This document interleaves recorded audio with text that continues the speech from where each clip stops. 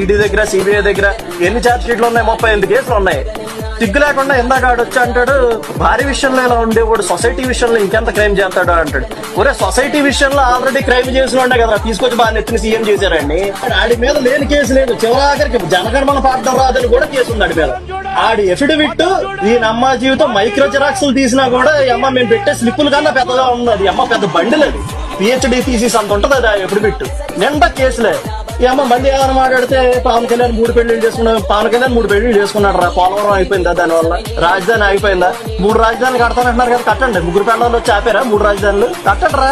లా capital ఒకటి, executive capital ఒకటి, అదేంటది దిక్కుమాల క్యాపిటల్, లెజిస్లేచర్ క్యాపిటల్ ఒకటి, 3 కడతానన్నారు కదా, కట్టండి. ఎవడ ఆపాడు మిమ్మల్ని? పవన్ కళ్యాణ్ పెళ్లిళ్ళు ఆపాయా? దేని వల్ల ఆగింది? ఇప్పుడు ఇదే జగన్మోహన్ రెడ్డి వచ్చి కేంద్రం మెడలు ఉంచుతాం, కేంద్ర ప్రభుత్వానికి సంబంధించిన మెడలు ఉంచేందుకు మీ అందరికీ స్పెషల్ ప్రత్యేక హోదా తీసుకొస్తా. ప్రత్యేక హోదా ఎలా రాకుండా పోతుందో కూడా గట్టిగా చూస్తామని చెప్పి కూడా చెప్పండి. ఏమైంది ప్రత్యేక హోదా? 2 ఎంపీలు ఉండేవారు టీఆర్ఎస్ కి, కేసీఆర్, విజయశాంతి. ఒక్కరోజు పార్లమెంట్ జరిగిన పాపాన పోవడం లేదు. వాళ్ళిద్దరు రోజు వెళ్ళలోనే ఉండేవాళ్ళు. 21 మంది ఎంపీలు ఉన్నారు. మీకు ఏం పేరడానికి ఉన్నారు మీ ఎంపీలు? ఒక్క రోజన్నా వెళ్లలో ఉన్నారా? సరే పోనీ 4.5 ఏళ్ళు అయింది.